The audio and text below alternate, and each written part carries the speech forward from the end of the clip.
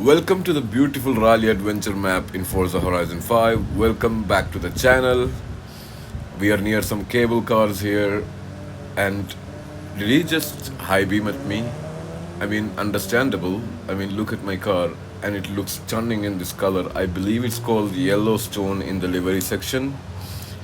Anyway, today's video is going to be about the 992 generation GT3. I mean, it looks absolutely stunning.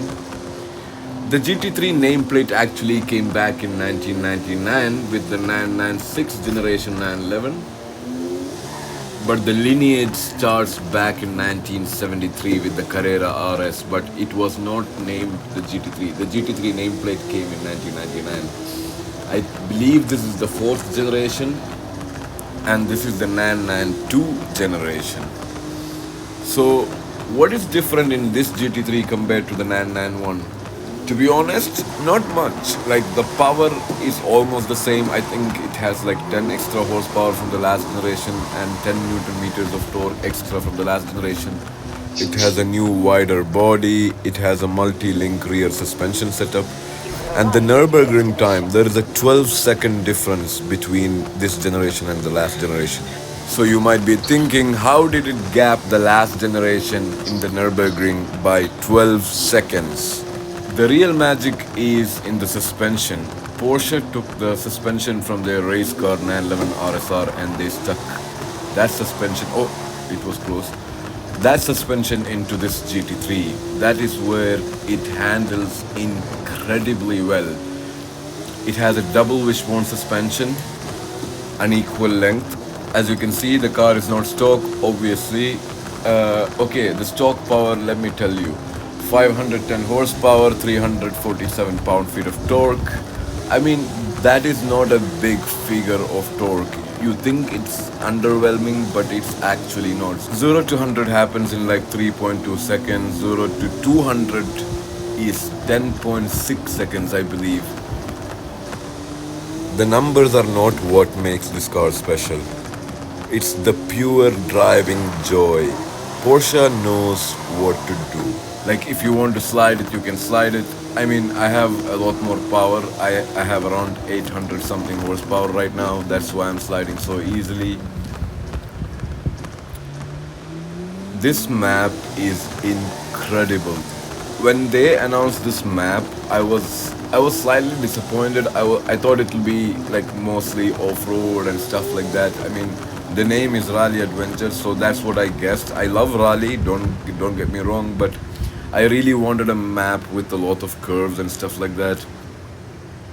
The map is just fantastic.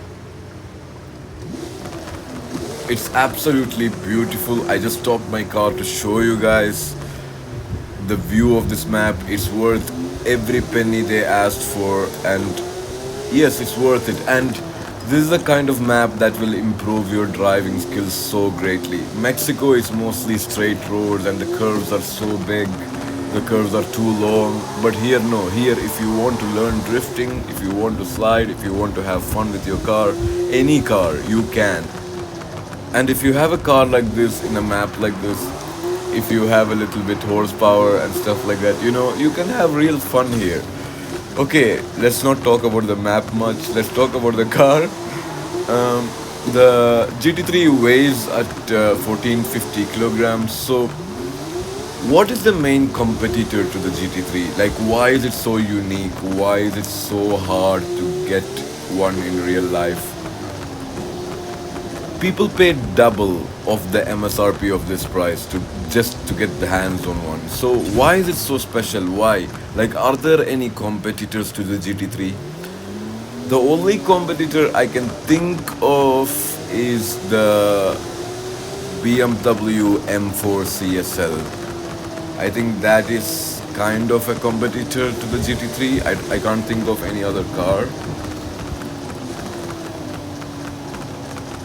So Porsche GT cars are really special, and the GT3 is one of them.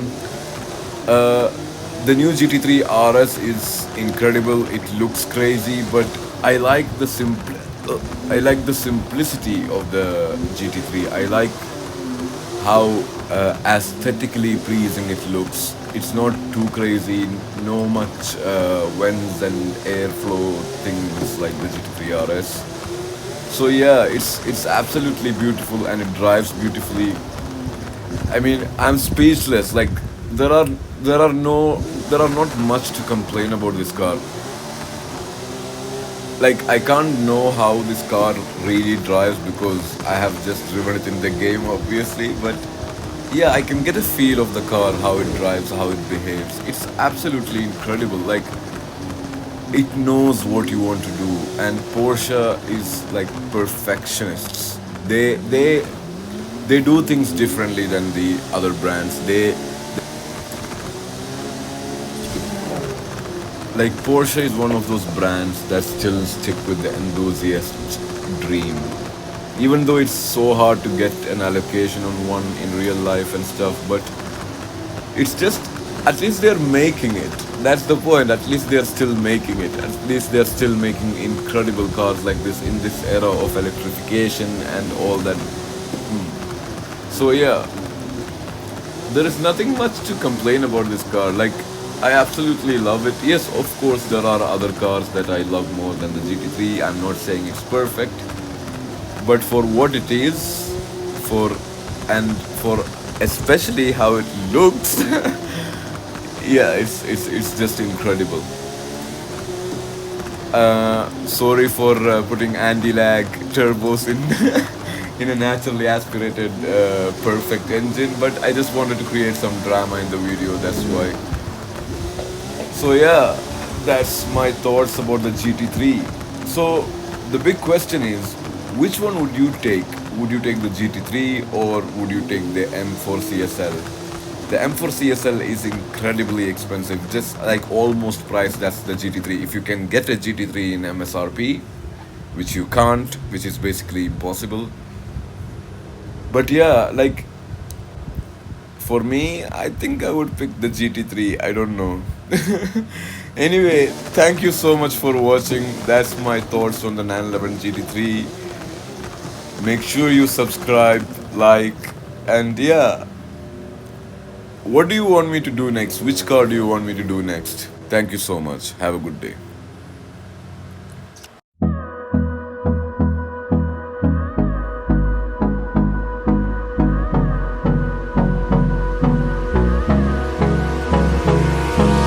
Hold me close till I get up. Time is barely on our side. I don't wanna waste what's left. The storms we chase are leading us, and love is all we'll ever trust. Yeah, no, I don't wanna waste what's left. And on we'll go, through the wastelands, through the highways, till my shadow turns to sun rays. And on